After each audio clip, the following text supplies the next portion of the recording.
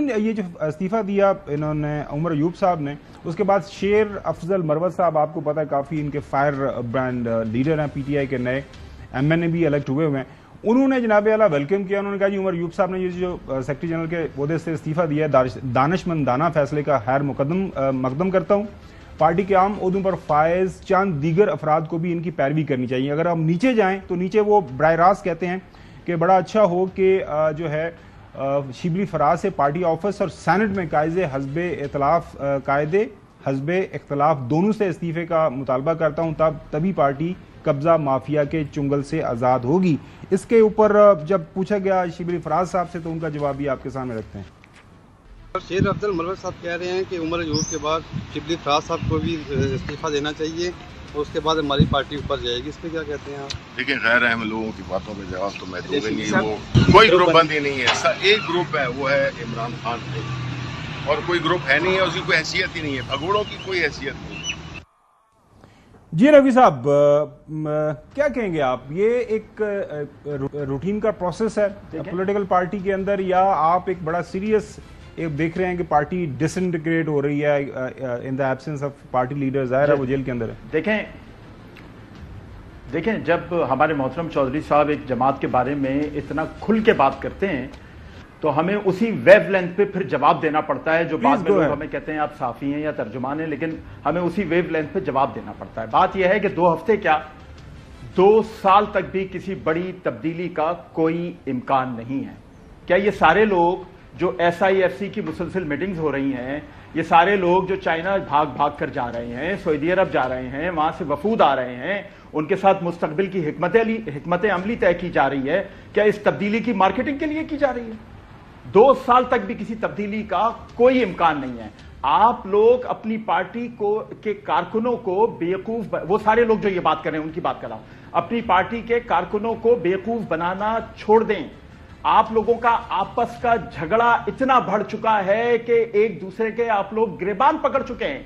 यही सब कुछ मुस्लिम लीग नून और पीपल्स पार्टी के साथ भी इमरान खान के दौर में करने की कोशिश की गई, लेकिन वो तमाम सियासतदान क्योंकि तवील अरसे से अपनी जमातों के साथ थे, एक तवील अरसे से अपनी जमात के नजरिए पर डटे हुए थे, इसलिए वो टूट नहीं सके। आपके ये सब कुछ इसलिए हो रहा है कि आपका तो भानमती का एक कुनबा था, किसी को इधर से जमा किया गया, किसी को उधर से जमा किया गया, उनके गले में मफलर डाल के उनको कहा गया कि जी तहरीक इंसाफ के आप लीडर बन गए।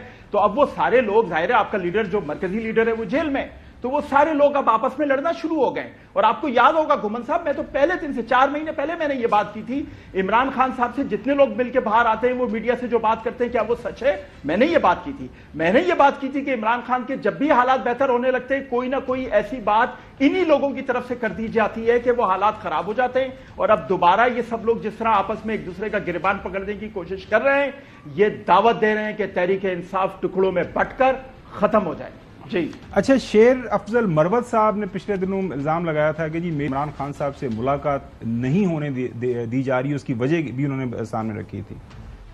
शिबली फराज और उमर अयूब ने मेरी ये मुलाकात नहीं होने दी। उमर अयूब और शिबली फराज ने खान साहब को कहा है अगर इनको आप कमेटी देंगे तो हमें कबूल नहीं है। खान साहब मुझे इस रेस से आउट ही समझे। तहरीक इंसाफ को उस वक्त मैंने उठाया जिस वक्त ये मुर्दा घोड़ा बन चुका था और ये सारे छुपे हुए थे जो आज पार्टी के कर्ता धर्ता बन गए हैं। मेरे खिदमात का सिला ये है कि पार्टी की सोशल मीडिया टीम मेरे खिलाफ कैंपेन करे बतौर एहतजाज। इन लोगों के साथ काम करने से इनकार करता हूँ।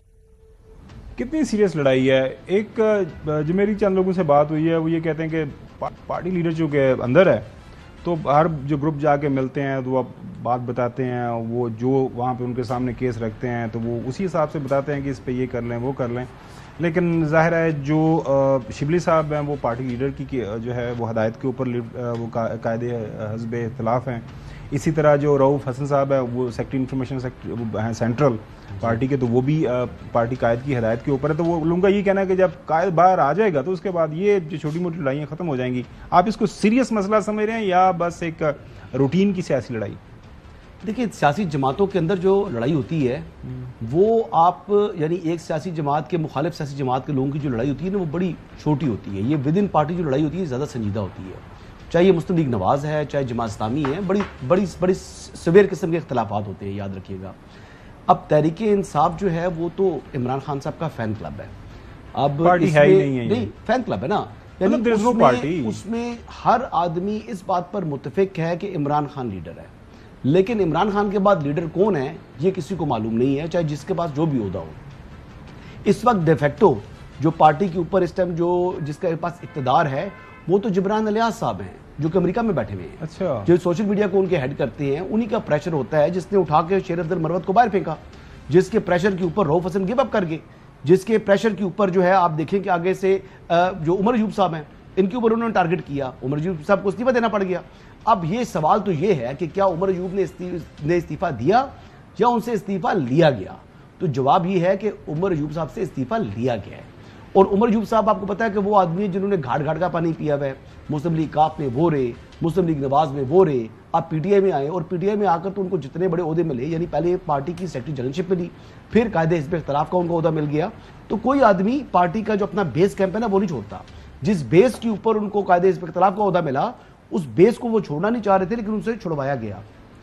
रहा सवाल ये इनका और by the way Umar Ayub साहब और शिबली फराज साहब दोनों की आपस में एक अलाइनमेंट है, दोनों आपस में बड़े करीब हैं, दोनों की ग्रुपिंग है, वो दोनों एक ग्रुप हैं। सवाल नहीं मेरा, अब शेर अफजल मरवत साहब जो हैं जो उनके ऊपर तनकीद कर रहे हैं, बराह रास्त सवाल आपका उसने जवाब नहीं दिया आपने। मैंने सवाल आपसे यही कहा कि ये इख्तिलाफात तो हैं, ये नजर आ रहा है, बोल भी रहे हैं एक दूसरे के खिलाफ, काफी सख्त जुबान इस्तेमाल कर रहे हैं। मैं ये कह रहा हूँ कि वो जो फैन क्लब जिसको आप डिक्लेयर कर रहे हैं, पॉलिटिकल पार्टी तो कंसिडर नहीं करते जी, कि वो जो फैन क्लब है, किसी हीरो का कोई फैन होता है ना क्लब जो भी है, तो वो जो हीरो है क्रिकेटर, हाँ, बकौल आपके साबिक क्रिकेटर जो है, मैंने प्राइम मिनिस्टर भी रहे हैं पाकिस्तान के, कुछ पाकिस्तान के प्राइम मिनिस्टर बने थे 2018 के अंदर, वन पेज के ऊपर आने के बाद, और मेरे ख्याल में 8 वन पेज की बदौलत, हाँ जी बिल्कुल, ये नकवी साहब की आवाज आई। लेकिन 8 फरवरी को जिस पार्टी को सबसे ज्यादा वो वोट दिए, वो जो सबसे ज्यादा वोट दिए, और ये जो है इलेक्शन कमीशन ऑफ पाकिस्तान के दादो शुमार बताते हैं, ये कोई फैन क्लब नहीं बताया, ये उसी लीडर की बात कर रहे हैं ना जी, जिनकी खाली सिर्फ केपीके में हुकूमत बनी है। अच्छा, मैं उसी की बात कर रहा हूं, जिनकी हुकूमत, जिनकी पार्टी की हुकूमत सिर्फ केपीके में है। अच्छा, बाकी 3 प्रोविंसेस में नहीं। लेकिन मैं जो बात अहम करना चाह रहा था, नहीं वो सवाल, शेर अफजल मरवत साहब बड़े क्राउड पुलर हैं। अच्छा, शेर अफजल मरवत ने वाकई,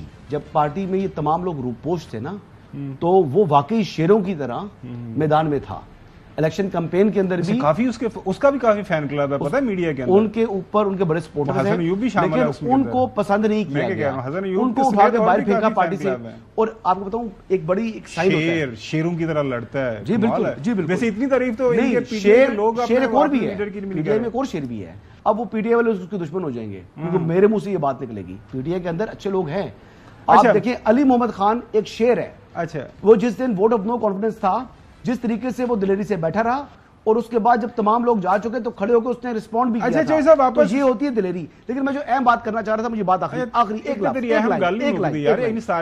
पीटीआई के अंदर अगर आप देखना चाहें कि किसके पास इक्तदार है, तो हमारे दोस्त है नईम हैदर पंचोता, जिसके आसपास वो जात साथ वो चल रही हो और वीडियो में आ जाए, तो ये बात ज़हन नशीन कर लें कि वो बंदा इक्तदार में है, और ये बहुत बड़ा साइन है। अच्छा नाज़रीन, अभी रिसेंटली एक खबर आई कि पार्टी के अंदर से एक बहुत बड़ा जो 20-25 लोगों का एक ग्रुप है, वो फॉरवर्ड ब्लॉक बनाने जा रहा है, और जो पार्टी तितर बितर हो जाएगी। ये खबर वैसे हसन अयूब ने हमें पहले भी सुनाई थी कि ये जो 40, 80, 85, 90 लोग आए हैं, इसमें देखिए अगर चंद एक रह जाएंगे, बाकियों का पता नहीं उधर होगा, ये लोगों ने को पता नहीं पैसे वैसे भी उठा लिए हैं, डीलें शीलें सारी हो गई हैं, लेकिन अभी तक ये सारे लोग टिके हुए हैं। अब आने वाले दिनों के अंदर पता नहीं क्या बनता है। अब सेक्रेटरी जनरल कौन होगा, सेक्रेटरी जनरल के हवाले से आज जो पार्लिमानी पार्टी की मीटिंग हुई है पीटीआई की, उन्होंने क्या फैसला किया है, इसके ऊपर बात करेंगे आफ्टर द ब्रेक।